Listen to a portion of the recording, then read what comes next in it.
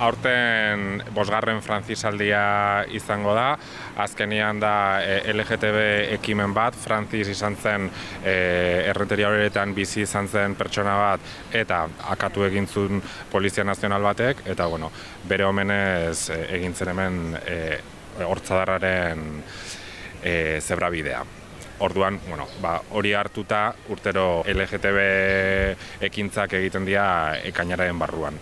Orduan, aurten ekainaren 10ean hasiko dugu eta Transmaribiboio kalejira egingo da.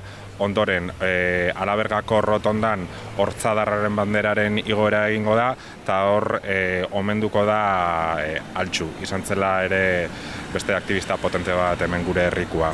Santi Vicente Altxu Madelón fue uno de los primeros activistas de la lucha por los derechos LGTBIQ+ en Euskal Herria. Se le homenajea al cumplirse el 20 aniversario de su muerte. Activista de EGAN desde el asesinato de Francis en 1979. Durante el juicio por ese asesinato, el 21 de diciembre de 1982, Altxu fue secuestrado durante 2 horas en Errentería. Durante su detención fue golpeado e interrogado. Luchó por la apostasía y la insumisión marica y en múltiples campañas de EGAN y de la COFLE. No faltaban las reuniones de esta coordinadora. Colaboró en Radio Sintxillik, fue miembro de la Asociación Sintxarri de Errentería y organizó durante muchos años las fiestas de su barrio, el barrio de Gaztaño, y ayudó a recuperar la memoria histórica de Errentería. Y por eso le hacemos el homenaje 20 años después.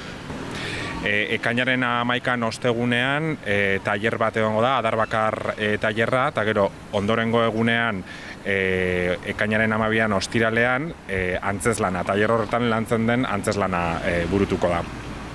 Ekainaren 13an, larunbatean, Eros eta Afroditaren aitortza antzerkia egongo da. Ekainaren 16an, asteartean, Otzinema dela Errenteria horretako zineklubean La amiga de mi amiga filma emango da. Ekainaren 20an, larunbatean, Tardeo Drag egongo da Nieser kulturgunean.